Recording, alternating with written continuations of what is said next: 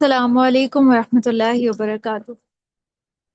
وعلیکم نحمدہ السلام۔ ونصلی علی رسولہ الکریم، اما بعد، اعوذ باللہ من الشیطان الرجیم، بسم اللہ الرحمن الرحیم۔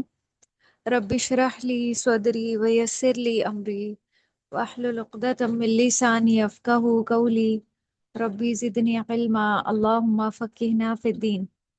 آج ہم نے کس آیت سے پڑھنا ہے؟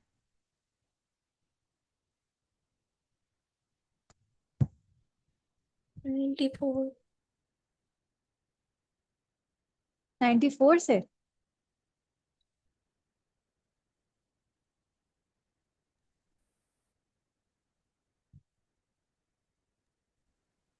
94 ہم نے پڑھنی لی تھی۔ یا 96۔ ہاں، 96۔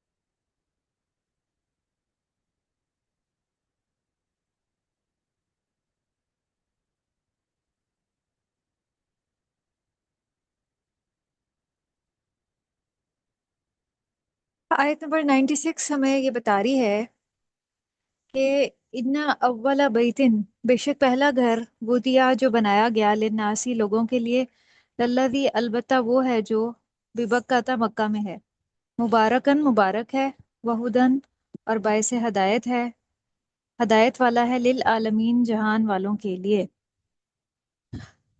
یہ جو وضع ہے اس کا روٹ واو، زواد اور عین ہے۔ اس کا مطلب ہوتا ہے ایجاد کرنا، پیدا کرنا، قائم کرنا، اور یہ بہت جامع لفظ ہے۔ اردو میں کوئی لفظ اس کے برابر نہیں ہو سکتا۔ وضع کہہ کر یہ سارے معنی اس میں آ گئے، یعنی ایجاد کرنا، پیدا کرنا، قائم کرنا، لوگوں کے لیے جو مکہ میں ہے۔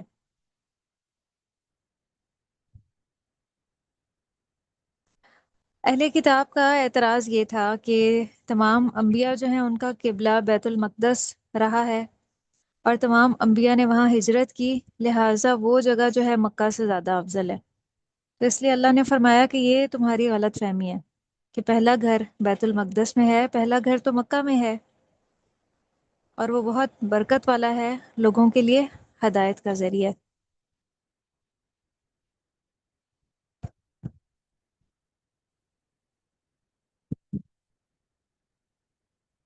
خانہ کعبہ کی جو تعمیر ہے اس کے کچھ مراحل ہیں۔ اس کی جو سب سے پہلی تعمیر ہے نا، یہ فرشتوں نے کی تھی، پھر اس کے بعد حضرت آدم علیہ السلام نے، اور پھر اس کے بعد حضرت ابراہیم علیہ السلام نے۔ سٹیپ بائی سٹیپ اللہ تعالیٰ نے مختلف لوگوں سے یہ کام لیا۔ پھر اس کے بعد بنو جرہم نے، پھر قریش نے، اور قریش میں بھی پہلی بار قصی بن کلاب نے، اور دوسری بار آپ صلی اللہ علیہ وسلم کے ہوتے ہوئے جب آپ نے حجر اسود نصب کیا تھا۔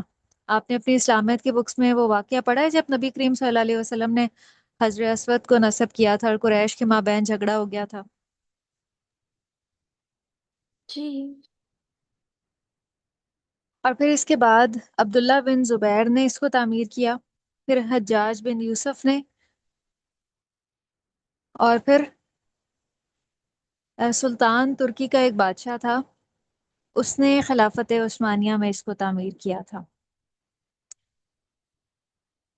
تو اس میں ایک چارٹ بھی ملتا ہے جس میں مختلف کلرز کے ساتھ تعمیروں کو واضح کیا گیا ہے کہ ہر دور میں یہ جتنے بھی میں نے ذکر کیا لوگوں کا، ان سب نے کیا تعمیر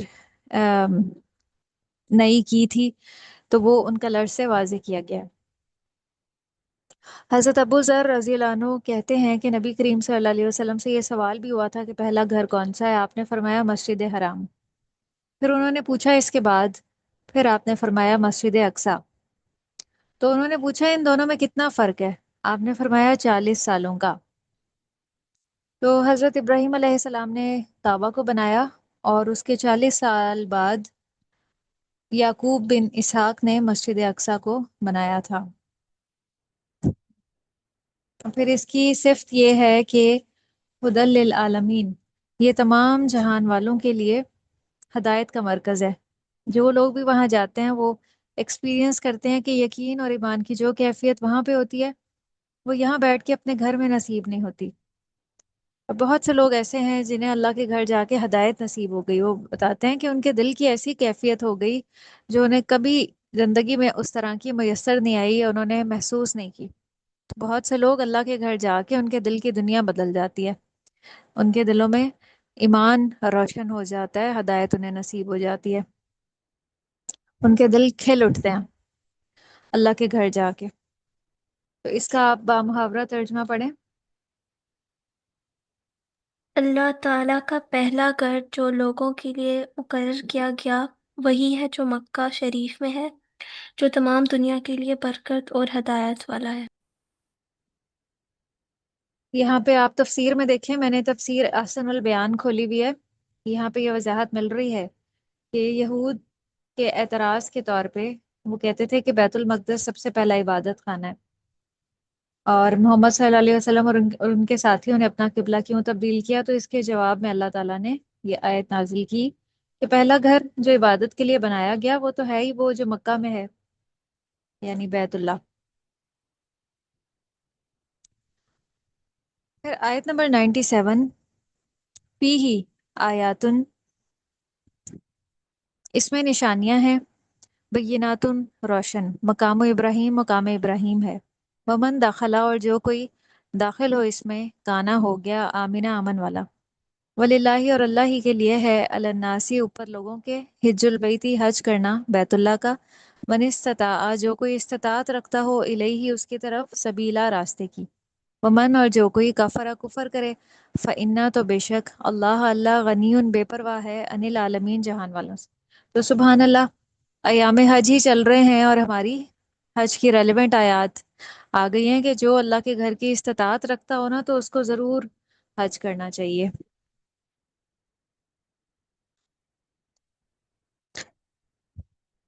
بینات سے یہاں پہ مراد روشن نشانیاں ہیں جنہیں سب لوگ دیکھ سکتے ہیں اور دیکھ کر ہدایت پاتے ہیں۔ مثلاً سب سے پہلی نشانی تو خانہ کعبہ ہے کہ کتنی بے آب و گیا جگہ، بے آباد جگہ اور صحرا تھا، جہاں نہ پانی تھا نہ سبزہ تھا، وہاں اللہ کے گھر کی وجہ سے کتنی آبادی ہو گئی، اور وہاں حضرت ابراہیم علیہ السلام کے پاؤں کے نشانات بھی ہیں، جس کا اس آیت میں بھی ذکر ہے، مقام ابراہیم جسے کہا جاتا ہے۔ تو وہاں زمزم کا چشمہ ہے، زمزم کا چشمہ بھی اللہ کی نشانیوں میں سے ایک نشانی ہے۔ ایک مصری ڈاکٹر نے ایک دعوے کو پیش کیا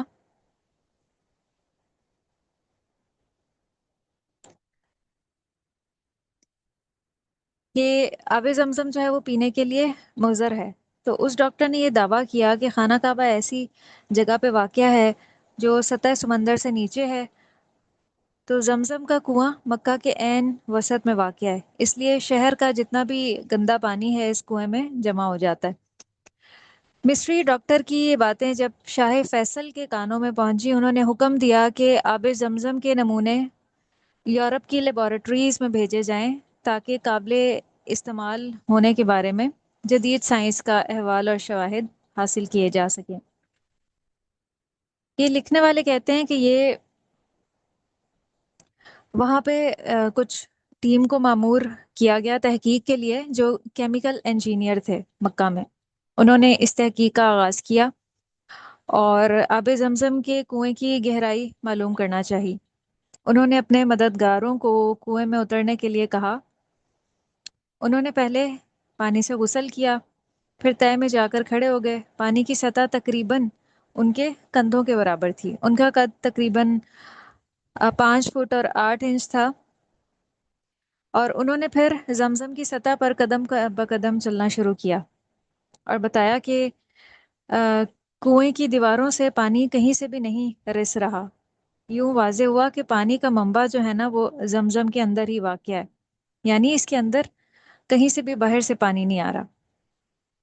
انہوں نے مزید تحقیق کے لیے کہ زمزم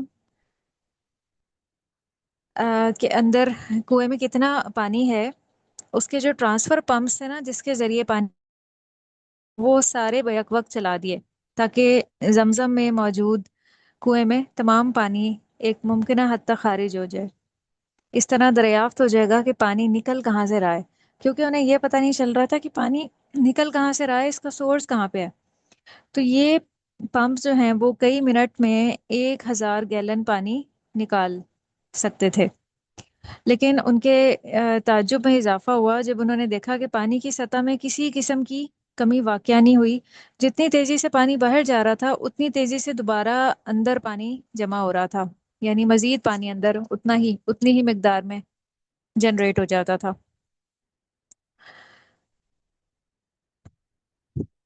اور وہ سب پکار اٹھے، اللہ کی حمد بیان کرنے لگے کہ، اور انہیں اس طرح سے محسوس ہوا کہ ان کے قدموں کے نیچے سے جو ہے نا وہ ریت اچھل رہی تھی، جس کی وجہ سے زیر زمین پانی جو ہے وہ اوپر دھکیلا جا رہا تھا، اور ہر جگہ سے ایک ہی طرح پانی کا اخراج ہو رہا تھا۔ پھر انہوں نے مختلف اوقات میں آب زمزم کے نمونے جمع کیے تاکہ انہیں تجربے کے لیے یورپ کی لیبارٹریز کو روانہ کیا جائے، اور زمزم کے کنویں کے ارد گرد بھی جو کنویں تھے ان کا بھی تجزیہ کیا گیا۔ ارد گرد کے جتنے بھی کنویں تھے وہ خشک سالی کی وجہ سے خشک ہو گئے تھے۔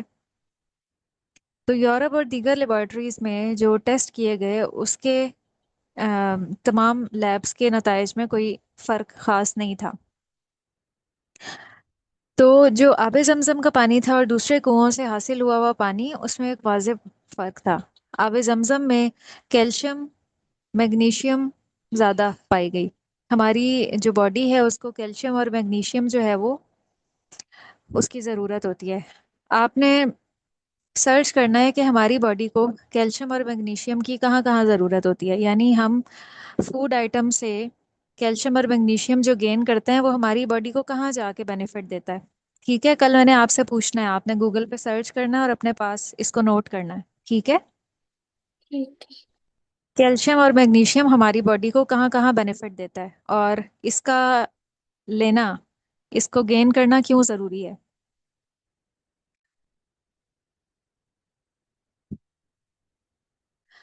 تو انہوں نے یہ نتیجہ نکالا کہ آب زمزم کا جو پانی ہے اس میں تھکاوٹ کو دور کرنے کے لیے بہت بہترین جو ہے وہ اثر ہے، اور یہ ایک حیات نو انسان کو بخشتا ہے، یعنی انرجی ری گین ہو جاتی ہے۔ اور اس میں جو فلورائڈ ہے وہ جراثیم کش ہے، اس لیے حج کے دوران جتنے بھی حاجی ہیں وہ وبائی امراض سے بھی محفوظ رہتے ہیں۔ ورنہ آپ دیکھیں کہ اتنی تعداد میں لوگوں کا بیک وقت ایک جگہ پہ اکٹھا ہو جانا کئی طرح کے وبائی امراض کا سبب بھی بن سکتا ہے۔ لیکن الحمدللہ جتنے لوگ حج یا عمرے کے لیے جاتے ہیں، بہت سے لوگوں کا یہ کہنا ہے کہ وہ پہلے بیمار ہوتے ہیں لیکن اللہ کے گھر جا کے وہاں پہ وہ ان کی طبیعت درست ہو جاتی ہے۔ تو یورپین لیبارٹریز نے ہی کہا کہ آب زمزم کا جو پانی ہے وہ پینے کے لیے بہترین ہے اور محفوظ ترین مشروب ہے، اور اس کا تجزیہ جو ہے انہوں نے یورپین اخبارات میں بھی شائع کیا۔ تو آب زمزم پہ جتنی تحقیق کی جائے فوائد کے اعتبار سے وہ کم ہے، ہر بار اس کا کوئی نیا گوشہ سامنے آتا ہے۔ اور اس کے کچھ مزید درج ذیل احوال یہ ہیں کہ زمزم کا جو کنواں ہے نا وہ آج تک خشک نہیں ہوا، ورنہ اس کے ارد گرد جتنے کنویں ہیں وہ وقتاً فوقتاً خشک ہوتے رہے ہیں پانی کی کمی کی سبب۔ اور اس کنویں میں موجود جو نمکیات کی مقدار ہے نا وہ ہمیشہ یکساں رہتی ہے، اور اس کے ذائقے میں آج تک کسی قسم کی بھی تبدیلی واقع نہیں ہوئی، اور اس میں جو ہے وہ شفا ہے۔ آب زمزم کثیر تعداد میں مکہ اور مدینہ دونوں میں فراہم کیا جاتا ہے، दूसरे कुओं में जो है ना वो जड़ी बूटियां पैदा हो जाती हैं, एक काई जम जाती है जो ग्रीन से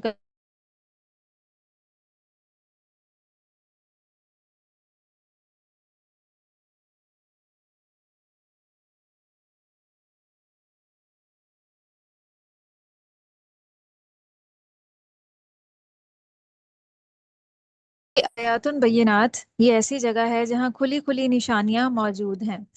और अहम तरीन निशानी एक तो मकाम इब्राहिम, जिस पत्थर पे खड़े होकर बैतुल्ला की तामीर की थी हजरत इब्राहिम अलैहिस्सलाम ने। कहा जाता है कि जब आप तामीर कर रहे थे ना तो वो पत्थर ज़रूरत के मुताबिक ऊंचा और नीचा होता चला जाता था, जैसे लिफ्ट पे जो काम किया जाता है ना।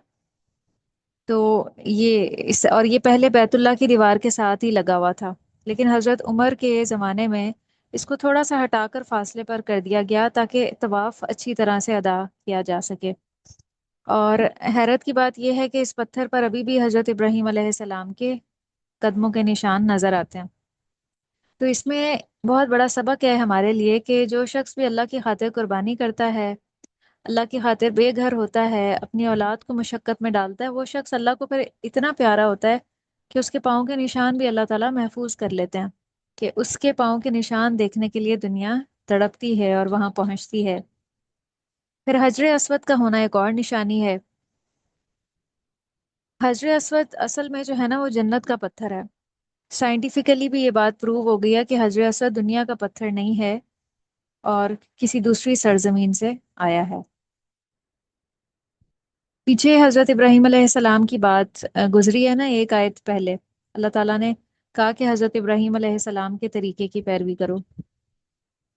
और उसमें हमने पढ़ा कि हजरत इब्राहीम अलैहिस्सलाम एक अमली मिसाल है हमारे लिए कि उन्होंने अल्लाह की खातिर अपनी जिंदगी भी दांव पर लगाई और अपने बेटे को भी कुर्बान किया, अपने ही हाथ से हमें,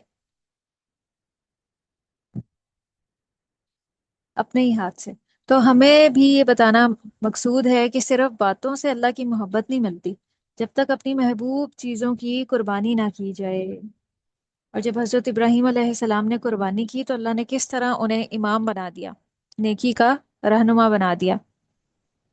आज दुनिया के जितने भी बड़े बड़े बादशाह हैं ना, वो अपने नाम को बाकी रखने के लिए बड़ी बड़ी इमारतें बनवाते हैं, तारीख में नाम लिखवाने के लिए मालूम नहीं कैसी कैसी हरकतें करते हैं, और आहिस्ता आहिस्ता वो निशानात ख़त्म हो जाते हैं, खंडरात की शक्ल में बाकी रहते हैं, जिसको देख के फिर बाद में वहशत होती है।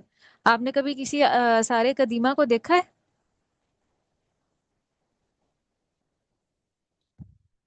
कोई ऐसी जगह जहाँ पे एशेंट पुरानी कुछ चीजें और खंडरात जमा हों, कुछ पुराने बर्तन और इस तरह की चीजें। इस्लामाबाद में तो कई ऐसी जगह हैं, म्यूजियम्स वगैरह। जी। कभी भी नहीं गई आप? जी देखें। हम्म। क्या कह रही हैं, गई थी? जी। फिर क्या देखा आपने वहां पे? उधर मतलब डिफरेंट बादशाह के बर्तन वगैरह, उनके पहनने की चीजें, उनकी ज्वेलरी हम्म। और इस तरह की बिल्कुल। चीजें। तो वो चीजें इतनी पुरानी होती हैं कि उनको देख के एक वहशत सी आती है, और दिल कभी भी खुश नहीं होता वो देख के कि ये सारी चीजें बनाने वाले कहाँ गए, उनके साथ क्या हो रहा होगा। लेकिन जब अल्लाह के घर में जाते हैं ना तो दिल में खुशी की एक लहर दौड़ जाती है, उस घर की जो एक रौनक है और वहाँ की जो एक बरकत है, वहाँ जाके ईमान ताज़ा हो जाता है। बड़ी बड़ी तामीरें देखकर भी वो खुशी नहीं मिलती जो अल्लाह के घर को देख के मिलती है। फिर अल्लाह फरमा रहे हैं वमन दखलहु काना आमिना, जो भी उस घर में दाखिल हुआ वो अमन में आ गया।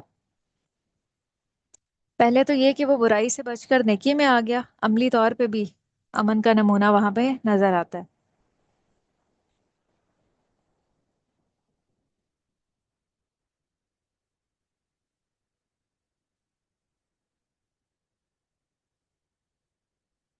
वलिल्लाहि अलन्नासि हिज्जुल बैति मन इस्तता इलैहि सबीला। हजरत अब्दुल्ला बिन अब्बास रज़ियल्लाहु अन्हु नबी करीम सल्लल्लाहु अलैहि वसल्लम से रिवायत करते हैं, आपने फरमाया फरीज़ा हज अदा करने में जल्दी करो, کیونکہ کسی کو معلوم نہیں کہ اس کو کیا عذر پیش آ جائے۔ یعنی جب کسی کی کیپیسٹی ہو، استطاعت ہو، تو اس کو ٹال مٹول نہیں کرنا چاہیے۔ پھر آپ نے فرمایا کہ غازی فی سبیل اللہ اور حج اور عمرہ کرنے والے اللہ کے مہمان ہیں۔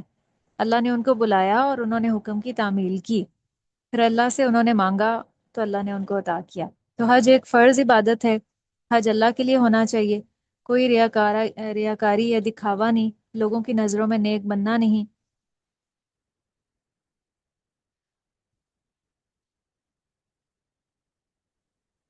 حضرت ابراہیم علیہ السلام کو جب اللہ تعالیٰ نے حکم دیا تھا نا کہ لوگوں کو حج کے لیے بلاؤ، تو انہوں نے کہا کہ اے اللہ، یہ تو اتنی بے آب و گیا اور ویرانے کی جگہ ہے، یہاں پہ کون میری آواز سنے گا؟ تو اللہ نے فرمایا تھا کہ اعلان کرنا آپ کا کام ہے، پہنچانا ہمارا کام ہے۔ تو اللہ نے نہ صرف یہ پیغام اس وقت کے زندہ انسانوں تک پہنچا دیا، بلکہ تمام لوگوں تک، آنے والے لوگوں تک اس کی پکار پہنچا دی کہ جو بھی قیامت تک اس دنیا میں آئے گا، حج اس کے اوپر فرض ہوگا۔ تو حج کے ایام میں حاجی جو ہیں وہ تلبیہ پڑھتے ہیں، اور یہ آیت جو ہے نا وہ حج کی فرضیت پر ایک دلیل ہے۔ نبی کریم صلی اللہ علیہ وسلم نے فرمایا کہ اسلام کی جو بنیاد ہے وہ 5 چیزوں پر ہے، جس میں سب سے پہلے کلمہ شہادت، کے جو انسان بھی اسلام میں داخل ہوتا ہے تو اس کے لیے ان 5 کاموں کو کرنا ضروری ہے، اور ان 5 چیزوں پر ایمان لانا ضروری ہے۔ کلمہ شہادت، پھر اس کے بعد نماز، اور اگر کوئی ان کا آ، ان کو فرض جانتے ہوئے بھی ان پہ عمل نہیں کرتا تو پھر وہ گناہ گار ہے، وہ اللہ کی پکڑ میں آ سکتا ہے، روز قیامت اس سے اس کے بارے میں سوال ہوگا۔ نماز قائم کرنا، پھر زکوٰۃ دینا، حج ادا کرنا اور رمضان کے روزے رکھنا، یہ بخاری کی حدیث ہے۔ اور استطاعت سے مراد یہ ہے کہ اس کے پاس مال ہو، پھر وہ عقل مند اور سمجھدار شخص ہو، بالغ ہو، مسلمان ہو، صحت مند ہو، اس کا راستہ پرامن ہو، حکومت کی طرف سے کوئی رکاوٹ نہ ہو، اور عورت کے لیے محرم کا ساتھ ہونا شرط ہے، یعنی عورت اکیلی نہیں جا سکتی حج یا عمرہ کرنے، اس کے ساتھ یا اس کا بھائی ہو یا اس کے والد ہو یا کوئی اور ایسا محرم رشتہ دار ہو، شوہر ہو، بیٹا ہو، پھر وہ جا سکتی ہے، اور عورت حالت عدت میں نہ ہو۔ آج کل جو سعودی حکومت ہے ان کی طرف سے اس معاملے میں تھوڑی نرمی کر دی گئی ہے کہ وہ بہت سی خواتین کو گروپ کی صورت میں بھیج دیتے ہیں، تو یہ جو ہے نا اسلامک پوائنٹ آف ویو سے درست نہیں ہے۔ عورت اس طرح سے گناہ گار ہوتی ہے اگر وہ محرم کے بغیر سفر کرتی ہے، اسلام نے اس چیز کو منع کیا۔ پھر آپ نے فرمایا کہ نبی صلی اللہ علیہ وسلم نے فرمایا جو شخص حج کا ارادہ کرے اسے اس کے لیے جلدی کرنی چاہیے، کیونکہ کبھی آدمی کیونکہ بسا اوقات آدمی بیمار ہو جاتا ہے یا کبھی کوئی اور رکاوٹ پیش آ جاتی ہے۔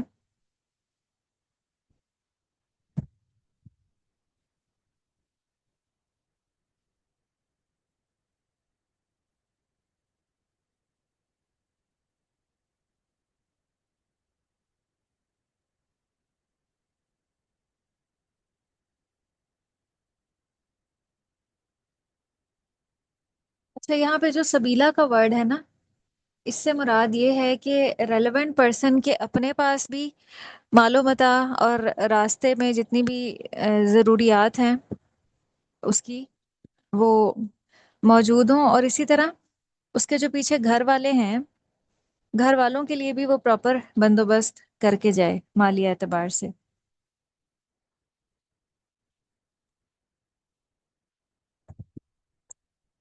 ومن کافرہ، اور جو کوئی کفر کرے تو بے شک اللہ جہان والوں سے بے نیاز ہے، کہ جو اس کے گھر نہیں آنا چاہتا پھر اللہ تعالیٰ کو بھی اس کی پرواہ نہیں ہے۔ یہ آیت بھی اصل میں لن تنالوا البرا سے ہی کنیکٹڈ ہے، جو ہم نے 4 پارہ کے شروع میں آیت پڑھی تھی نا، کہ نیکی کا معیار، کہ جس سے انسان کو محبت ہوتی ہے نا پھر اس کی پکار پہ وہ لبیک بھی کہتا ہے، اور جو اس کے گھر نہ آنا چاہے تو پھر اللہ کو بھی ایسے لوگوں کی کوئی پرواہ نہیں ہے۔ حضرت علی رضی اللہ عنہ فرماتے ہیں کہ جس کے پاس بیت اللہ جانے تک زیادہ راہ ہے اور سواری ہے اور وہ حج نہ کرے تو چاہے وہ یہودی ہو کر مرے یا نصرانی ہو کے، اللہ تعالیٰ کو اس کی کوئی پرواہ نہیں ہے۔ اس کا آپ محاورہ ترجمہ پڑھیں۔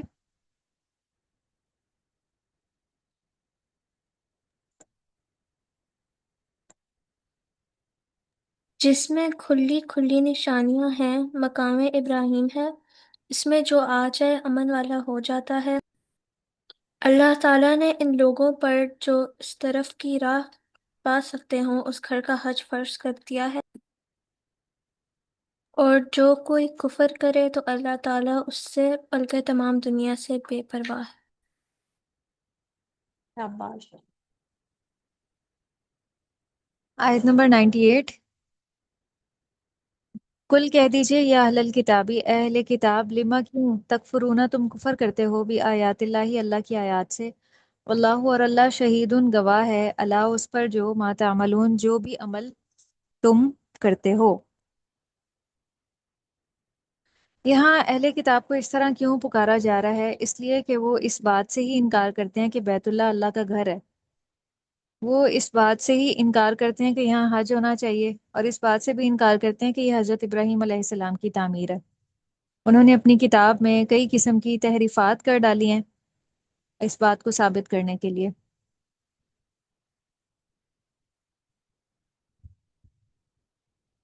تو اللہ فرما رہے ہیں کہ اہل کتاب تم کیوں کفر کرتے ہو اللہ کی آیات کے ساتھ، اور جو کچھ تم کرتے ہو اللہ اس پہ گواہ ہے۔ آیت نمبر 99۔ کل کہہ دیجئے یا اہل الکتابی، اے اہل کتاب، لما تصدون کیوں تم روکتے ہو ان سبیل اللہ اللہ کے راستے سے، من آمنا جو کوئی ایمان لائے، تبغونہا تم تلاش کرتے ہو اس میں عوجا ٹیڑھا پن، وانتم حالانکہ تم شہداء گواہ ہو، وما اللہ اور نہیں ہے اللہ بغافل غافل، اما اس سے جو تعملون تم عمل کرتے ہو۔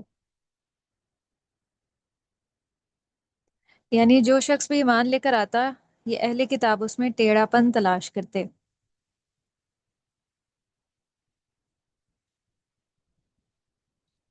تصدون، تصدونہ کا مطلب ہوتا ہے روکنا، ہٹانا، باز رکھنا۔ یہود کی اسلام دشمنی کا ایک یہ بھی طریقہ تھا، جو شخص مسلمان ہوتا تھا اس کے اندر طرح طرح کے شکوک و شبہات ڈالتے، کنفیوژنز پیدا کرتے تھے، اور کہتے تھے کہ جس آخری نبی کی بشارت ہماری کتابوں میں دی گئی ہے وہ یہ نہیں ہے۔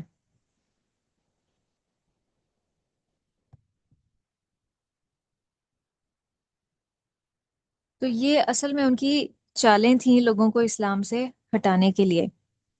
اور پیچھے ہم نے پڑھا تھا کہ اسلام سے روکنے کے لیے وہ کیا حربہ استعمال کرتے تھے کہ صبح کے وقت مسلمان ہو جاتے اور شام کو وہ کافر ہو جاتے، تاکہ دوسرے لوگ بھی اپنے ایمان سے پھر جائیں، اور دوسرے لوگوں کے اندر وہ کئی طرح کے اعتراضات اور شک پیدا کرتے تھے۔ تو اللہ فرما رہے ہیں کہ اللہ ان کی ایسی چالوں سے بے خبر نہیں ہے۔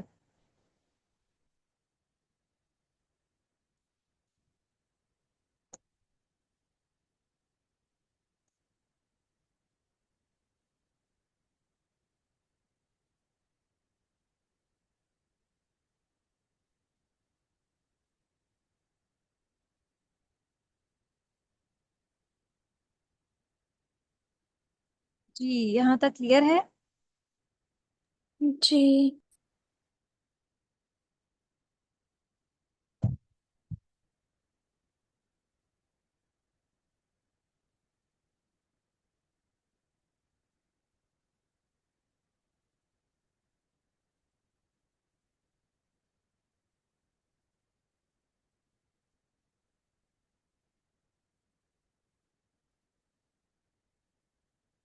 آیت نمبر 100۔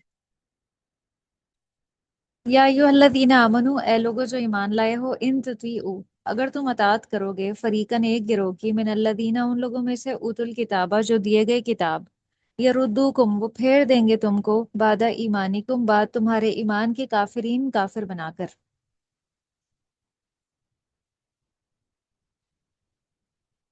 فریقاً سے مراد یہاں پہ یہود ہیں، آپ نوٹ کر لیں، فریقاً کے اوپر مدینہ کے یہود یہاں پہ مراد ہیں، جنہیں انصار کا آپس میں مل بیٹھنا ایک آنکھ نہ بھاتا تھا۔ وہ چاہتے تھے کہ ان کو لڑا دیں آپس میں، نہ ان میں عداوت ڈال دیں۔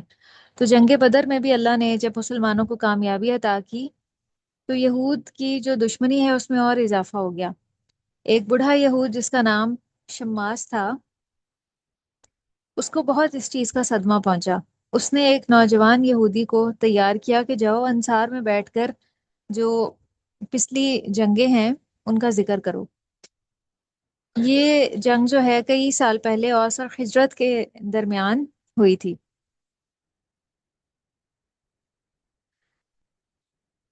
تو یہ ایسی لڑائی تھی جو ان کی نسلوں تک چلتی رہی۔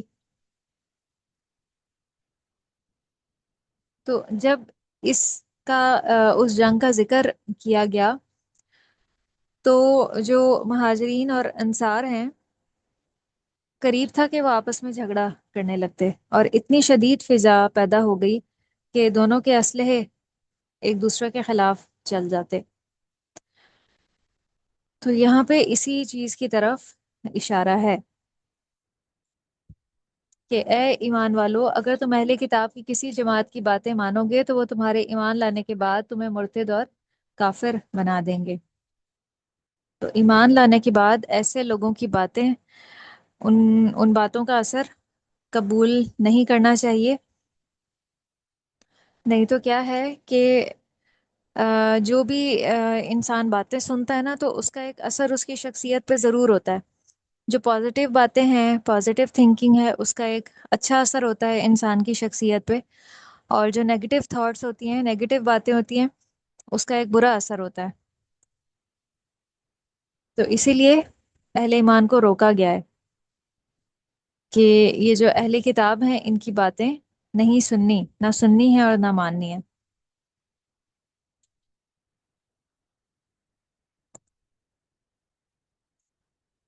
وَكَيْفَ تَكْفُرُونَ، اور تم کفر کیسے کر سکتے ہو، وَأَنْتُمْ تُتْلَى عَلَيْكُمْ، کی آیات پڑھی جاتی ہیں، وَفِيكُمْ رَسُولُ، اور تمہارے درمیان اس کا رسول بھی موجود ہے۔ تو اس سے یہ بات بھی پتہ چلتی ہے کہ جو شخص بھی مسلمانوں کے درمیان جنگ کو ختم کرنا چاہے، تو یہاں پہ اس آیت میں اس کا حل بتایا جا رہا ہے۔ وَمَن یعتصم باللہ فقد ہدی الی صراط مستقیم، کہ جو اللہ کی رسی کو مضبوطی سے تھام لے گا نا، وہ سیدھے راستے کی طرف ہدایت پا جائے گا۔ گویا صراط مستقیم شرط ہے کہ انسان کی نگاہ ہمیشہ اللہ کی طرف رہے، انسان کی نیت اور ارادوں میں اپنے رب کو راضی کرنا ہو۔ یاتسم جو ہے وہ شر سے بچنے کے لیے اور پناہ حاصل کرنے کے لیے مضبوطی سے تھامنا اور برائی سے بچنے کا اہتمام کرنا ہے، اس میں یہ معنی پایا جاتا ہے۔ تو اس آیت کی روح سے ہدایت پانے کی کیا شرائط ہمارے سامنے آتی ہیں؟ سب سے پہلی یہ اللہ کی آیات کا پڑھنا، آپ نوٹ کر لیں ہدایت پانے کی شرائط۔ آیت نمبر 101، ہدایت پانے کی شرائط۔ سب سے پہلی اللہ کی آیات کا پڑھنا، دوسری اس کے رسول صلی اللہ علیہ وسلم کے طریقے پہ چلنا، اور تیسری اللہ کی ذات کو مضبوطی سے تھام لینا۔ تو ہدایت پانے کے لیے کون کون سی شرائط ہیں بتائیں؟ ایک دفعہ پھر سے ریپیٹ کرتے ہیں دوسرا اور تھرڈ پوائنٹ۔ پہلا ہے اللہ کی آیات کا پڑھنا، دوسرا ہے رسول صلی اللہ علیہ وسلم کے طریقے پر چلنا، اور تیسرا ہے اللہ کی ذات کو مضبوطی سے تھام لینا۔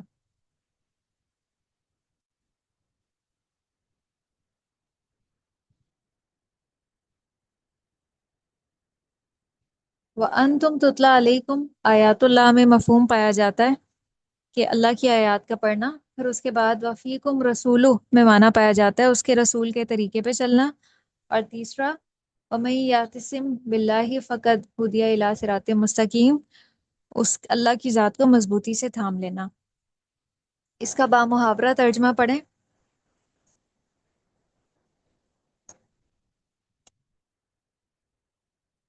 گویا یہ ظاہر ہے کہ تم کیسے کفر کر سکتے ہو، باوجود یہ کہ تم پر اللہ تعالیٰ کی آیتیں پڑھی جاتی ہیں اور تم میں رسول اللہ صلی اللہ علیہ وآلہ وسلم موجود ہیں۔ جو شخص اللہ کے دین کو مضبوط تھام لے تو بلا شبہ اسے راہ راست دکھا دی گئی۔ جی شاباش۔ یا ایھا الذین آمنوا اتقوا اللہ، یہاں پہ امر کا صیغہ استعمال کرتے ہوئے حکم دیا جا رہا ہے اللہ سے ڈرنے کا۔ اللہ سے ایسے ڈرو جیسے اس سے ڈرنے کا حق ہے۔ وَلَا تَمُوتُونَ إِلَّا وَأَنْتُمْ مُسْلِمُونَ، اور تم ہرگز نہ مرنا مگر اس حال میں کہ تم مسلمان ہو، یعنی ایمان لانے والے ہو۔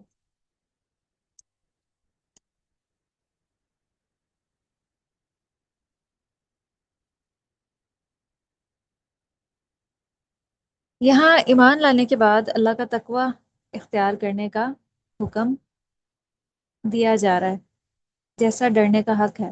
ہم سب دعویٰ تو کرتے ہیں کہ ہم اللہ سے ڈرتے ہیں، لیکن اس ڈرنے کا حق کیا ہے یہ ہم نہیں جانتے۔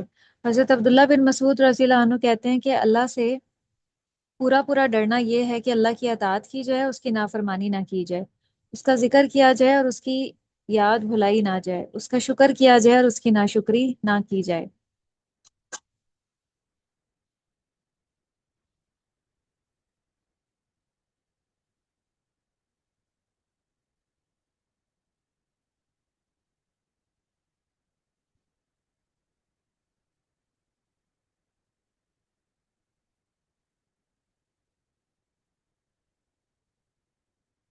وَلَا تَمُوتُنَّ إِلَّا وَأَنْتُمْ مُسْلِمُونَ، اور تمہاری موت اسلام کی حالت میں آئے، یعنی اللہ کی اطاعت کی حالت میں، کہ تمہارے تقوی اور خوف خدا کی یہ کیفیت وقتی نہ ہو، سطحی نہ ہو۔ مثلاً اگر کوئی حج پر گیا تو وہاں تو تقوی بہت یاد رہا، رمضان میں بھی تقوی برابر قائم رہا، اور جیسے ہی حج سے واپس آئے یا رمضان ختم ہوا تو تقوی بھی رخصت ہو گیا، نہیں، ہر حال میں اللہ کا تقوی، موت تک یہ کیفیت طاری رہنی چاہیے انسان کے اوپر۔ مسند احمد کی ایک حدیث ہے، نبی صلی اللہ علیہ وسلم نے فرمایا، جو شخص جہنم سے بچنا چاہے اور جنت میں داخل ہونا چاہے، اسے چاہیے کہ مرتے دم تک اللہ اور یوم آخرت پر ایمان رکھے اور لوگوں سے وہ برتاؤ کرے جو وہ اپنے لیے چاہتا ہے۔ یعنی جو چیز، جو کام ہم اپنی ذات کے لیے پسند کرتے ہیں کہ ہمارے ساتھ یہ معاملہ ہو یا ہمیں یہ چیز ملے، وہی معاملہ ہمیں دوسروں کے ساتھ کرنا چاہیے اور وہی چیز ہمیں دوسروں کو دینی چاہیے۔ جیسا مشورہ ہم اپنے لیے پسند کرتے ہیں ویسا ہی ہمیں دوسروں کو دینا چاہیے جب دوسرے ہم سے مانگیں، اور جیسا برتاؤ ہم اپنے لیے پسند کرتے ہیں ہمیں دوسروں کے ساتھ بھی وہی طرز عمل اپنانا ہے، اور تمام زندگی اس طرح سے کرنا ہے۔ تو موت کے وقت مسلمان ہونا کیا ہے، اس کی وضاحت یہ ہے کہ اللہ سے اچھا گمان رکھنا، کیونکہ موت کے وقت بھی ہمیں پتہ چلتا ہے کہ جو شیطان ہے نا وہ انسان کو آ کر بہکاتا ہے اور کہتا ہے کہ تم سمجھتے تھے کہ اللہ تعالیٰ بڑا رحمان اور رحیم ہے، اگر ایسا ہی تھا تمہیں موت کی تکلیف کیوں ہوئی؟ تو انسان جو ہے نا اس موقع پہ اللہ سے بدگمان ہونا شروع ہو جاتا ہے۔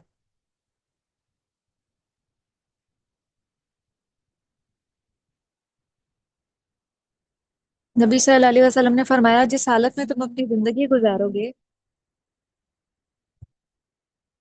اسی حالت میں موت آئے گی، اور جس حالت میں موت آئے گی اسی حالت میں قیامت کے دن اٹھائے جاؤ گے۔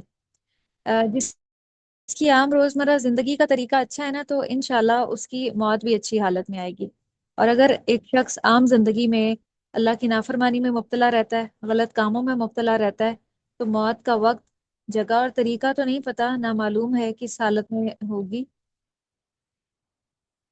لیکن انسان کا جو دن کا حصہ جس طرح کے کاموں میں گزرتا ہے نا تو اس کی موت بھی اسی قسم کی ہوتی ہے، کیونکہ ظاہر ہے موت کے وقت جو اس کا لاسٹ ڈے ہوگا وہ کچھ اسی قسم کے کاموں میں مشغول ہوگا جس طرح وہ اپنی عام روزمرہ زندگی میں جن کاموں میں مشغول ہوتا ہے۔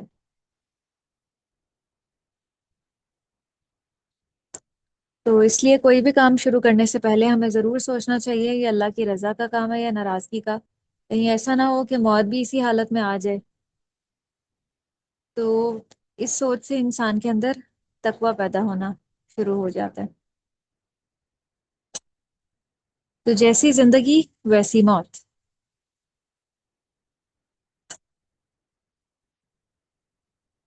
اس کا بامحاورہ ترجمہ پڑھیں آپ۔ اے ایمان والو، اللہ سے اتنا ڈرو جتنا سے ڈرنا چاہیے، دیکھو مرتے دم تک مسلمان ہی رہنا۔ جی شاباش۔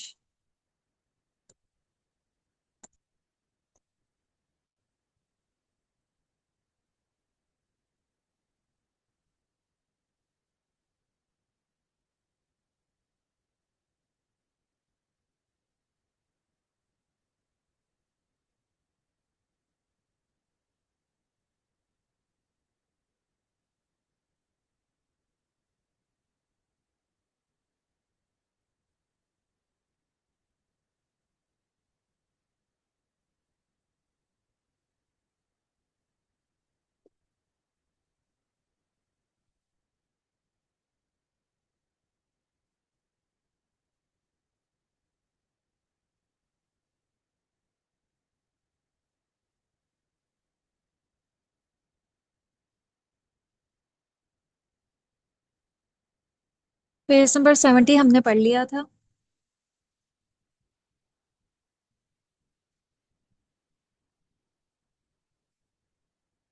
मुरक्कब तौसीफी के बारे में मैंने आपको बताया था कि किन चार एतबार से मौसूफ और सिफ्त में मुताबिकत होती है, दोनों एक दूसरे से मैच करते हैं। जी बताया था। मुरक्कब तौसीफी हमने शुरू कर लिया था। जी जी, ये कर ली। और ये मिसाल भी मैंने आपको आगे बताई थी, हम्म, अलवलदुस्सालिहु आपने बनाई थी, जी। मुन्नस की मिसालें बनाई थी। अलवलदुस्सालिहु, अलवलदुस्सालिहु में आप बताएं कि किन चार एतबार से इन दोनों में मुताबिकत है, सिमिलैरिटी है। दोनों क्या हैं? वुसअत के एतबार से पहले मुज़क्कर। बताएं। हाँ जी, जिन्स के एतबार से दोनों मुजक्कर हैं। वुसअत के एतबार से बताएं, नकिरा है या मारफा है दोनों? नकरा। नहीं, मारफा है। मारफा इसम के शुरू में अलिफ लाम होता है, नकिरा के आखिर में तनवीन होती है, दो पेश। और अब एराब के एतबार से बताएं, दोनों पे एराब क्या है? दोनों के आखिर में पेश है। मरफू है। अदद के एतबार से बताएं, वाहिद है, मुसन्ना है या जमा है? वाहिद। जी। ऐसे ही अलबलदान सालिहानी, ये भी इन्हीं चारों एतबार से सिमिलर है। जैसे अलवलदुस्सालिहु था, फिर अल औलादुस्सालिहूना, ये जमा है, जमा की मिसाल। तो ये भी चारों एतबार से सिमिलर है, इनका इराब भी सेम है, दोनों मुजक्कर हैं, मारफा हैं और जमा के सीगे हैं। नोट, मुरकब तौसीफी में मौसूफ अगर गैर आकिल की जमा हो तो उसकी सिर्फ आमतौर पर वाहिद मुन्नस इस्तेमाल होती है, लेकिन जमा मुन्नस और जमा मुकस्सर भी आ सकती है। अबवाबुन मफ्तूहतुन, अब अबवाब जो है वो बाबुन की जमा है, जमा मुकस्सर। इसके लिए इसकी सिफ्त मफ्तूहतुन भी आ सकती है और मफ्तूहातुन भी आ सकती है, दोनों आ सकती हैं। फिर कुरान में इस्तेमाल होता है अय्यामुम मादूदात, गिने चुने दिन। रमजान के बारे में भी ये टर्म यूज होती है, अय्यामुम मादूदात, और हज के दिनों के बारे में भी। फिर अशहुर मालूमात, बकरातुन सिमानुन, ये सारी गैर आकिल की मिसालें हैं। गैर आकिल के लिए सिफ्त किस तरह की आती है?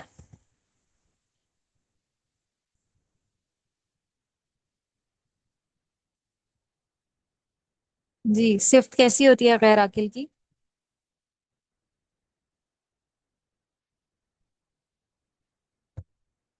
यहाँ से देख के बताएं।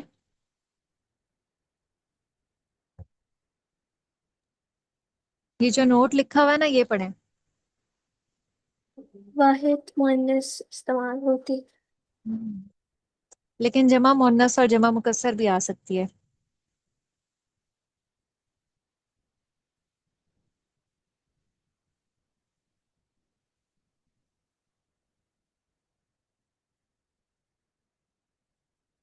ये भी आपने कर लिया था,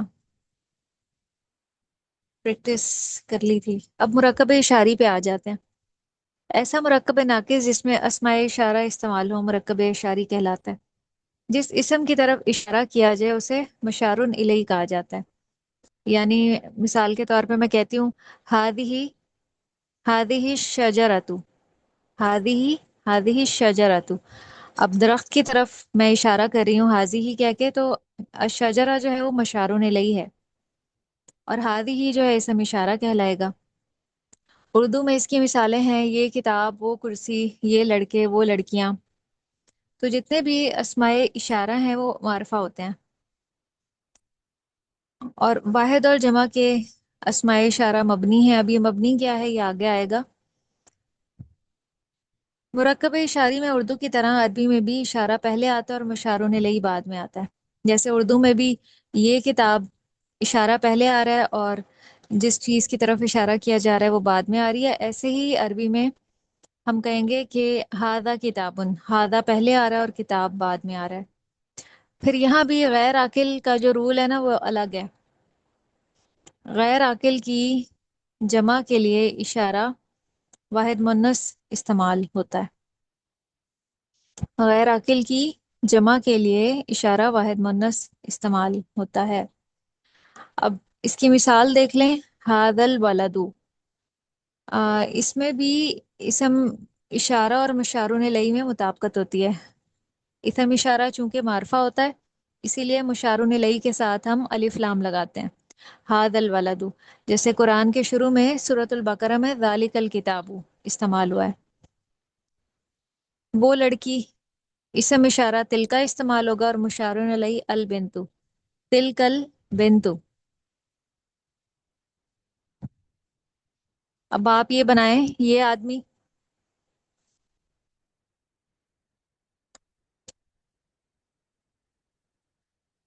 اسماء اشارہ کھول لیں، آپ نے اگر رجسٹر پہ نوٹ کیے تھے تو. کیے تھے؟ ہوں، دیکھیں تو ہاذا ہازانی والے لکھے ہوئے ہیں آپ نے رجسٹر پہ.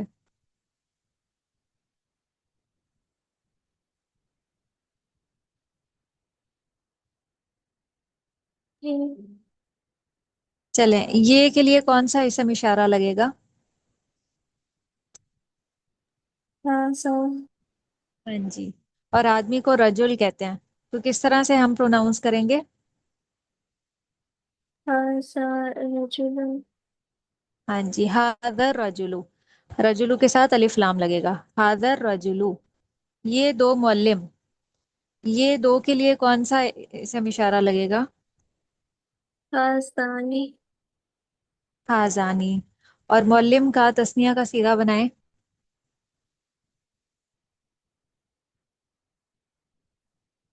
ہاں ثانی المعلمانی. ہاں جی، حاضان المعلمانی. معلمانی کے ساتھ الف لام لگے گا. یہ لڑکے، لڑکے کے لیے اولاد آپ استعمال کریں گی. اور جمع اسم اشارہ، یہ لڑکے. ہاں اولائی، ہاں جی، ہا الائی ہاں اولائی الاولاد. اولاد. ہا الائی الاولاد. یہ کتاب.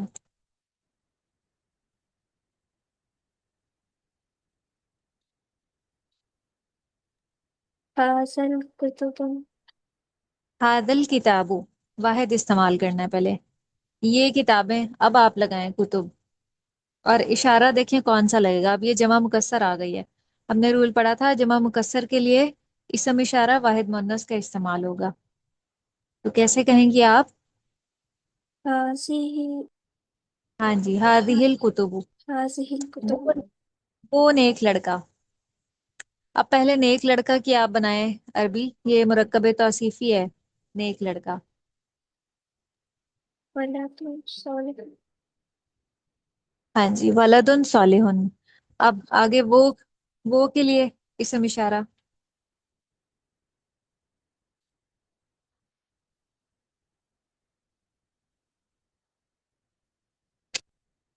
وہ کے لیے اسم اشارہ کون سا لگے گا؟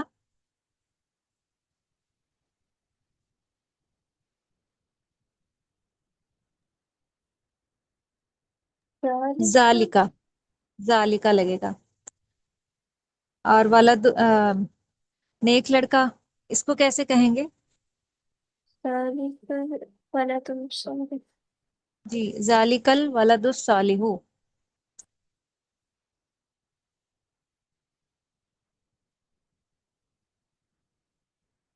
چلیں،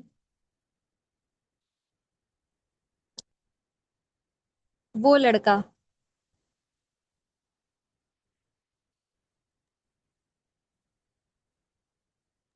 ذالک الاولاد، ذالک الولد. لڑکا چونکہ واحد ہے نا تو اس لیے ولد آئے گا. وہ دو معلمات. وہ دو کے لیے کون سا اسم اشارہ لگے گا؟ حاضانی،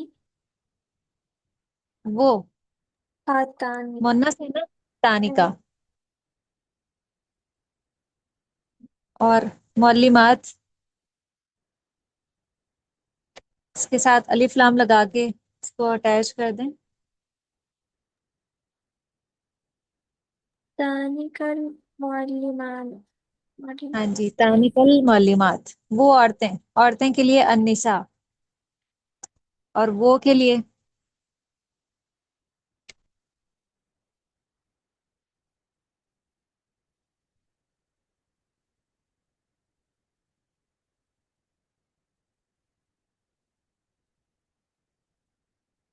جی انسانی ہا الائی، ہا الائی عورتوں کو کیا النساء. ہؤلاء ہؤلاء النساء جی ہا الائی النساء، نساء کے ساتھ الف لام بھی لگے گا. وہ کھڑکیاں، کھڑکیاں نوافذ ہوتی ہیں. یہ غیر عاقل ہے، اس کے ساتھ اشارہ واحد مونث کا استعمال ہوگا، وہ والا. ذالکہ کے لیے مونث کا اشارہ کون سا ہے، واحد مونث کا؟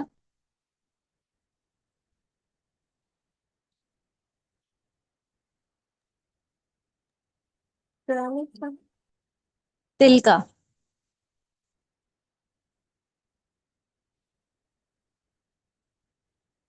جی تلکا کے بعد کیا آئے گا؟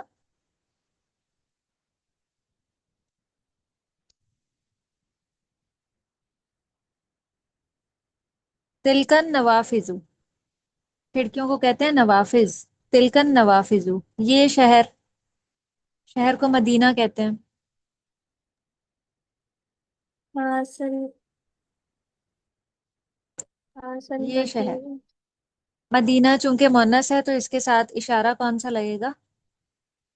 حاصل مدینہ ہادہل. حاصل المدینہ وہ اونچے پہاڑ.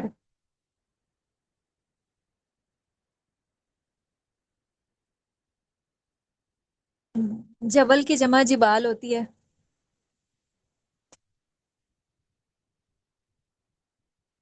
اور اونچے کے لیے عالیہ، جبال العالیہ. اسم اشارہ واحد مونث کا لگائیں.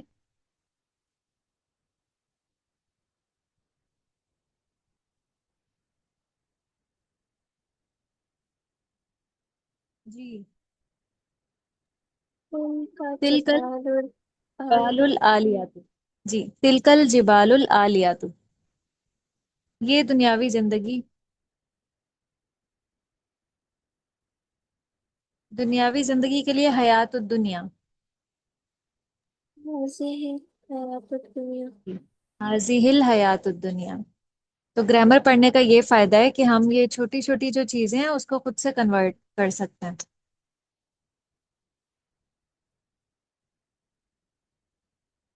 یہاں پہ بھی مناسب اسم اشارہ لگائیں قریب کا. جدار کے ساتھ کیا لگے گا؟ اب آپ نے یہ دھیان رکھنا ہے کہ کہاں پہ واحد ہے، کہاں تثنیہ اور کہاں جمع ہے. جدار دیوار کو کہتے ہیں.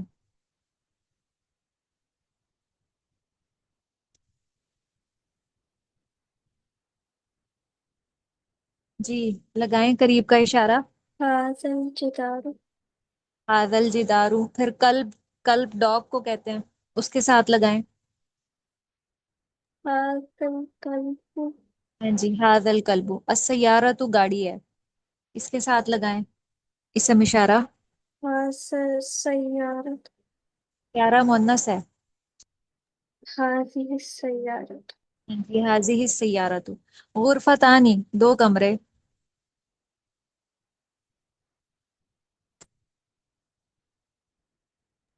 قریب کا تثنیہ کا اشارہ لگائیں. هاتان ہاں جی ہاتانی، الغرفتان ہاتان الغرفتانی. درسانی، دو درس. هاتان ہاں جی الدرسان حاضان الدرسانی. مسلمون،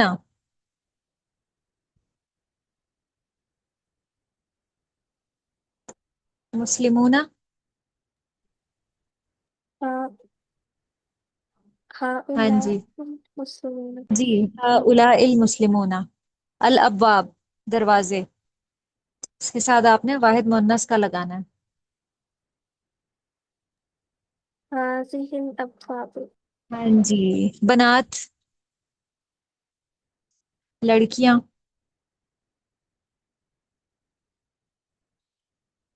هذه البنات. ہؤلاء البنات. سرر بستر کو کہتے ہیں. یہ جمع مکسر ہے، زیادہ بستر.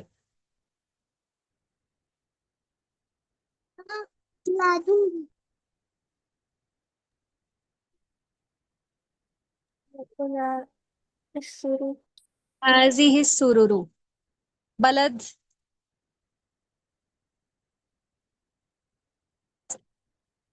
بلد امن والا شہر. جو اوپر گزرا تھا نا، امن والا شہر.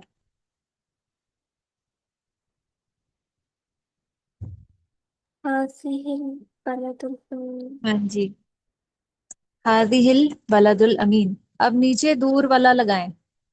الطالبو کے ساتھ کون سا لگے گا؟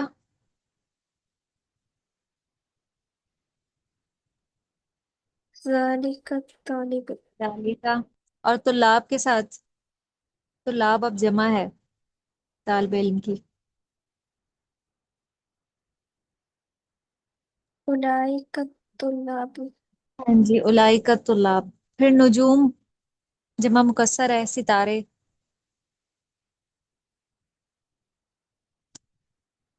تلك النجوم. تن نجوم. پھر مسجد. تلك المسجد. ذالک المسجد. مدرسہ. ذلك المدرسة. مدرسہ مؤنث ہے. تلك المدرسة. ہاں جی، تلک المدرسہ. بنت لڑکی.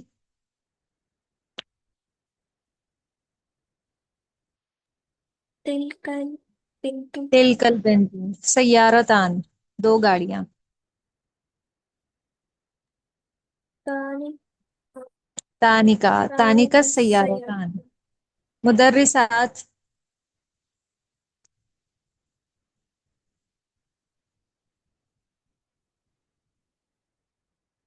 ثانيك جی المدرسات. نہیں، اولئک المدرسات. کیونکہ یہ غیر عاقل تو نہیں ہے نا، یہ تو عاقل ہیں. مدرسات فیمیل ٹیچرز. الدار. دار کہتے ہیں گھر کو، اور یہ سمائی مؤنث ہے. تلك الدار. تلک الدار. بیوت گھر، جمع مکسر ہے.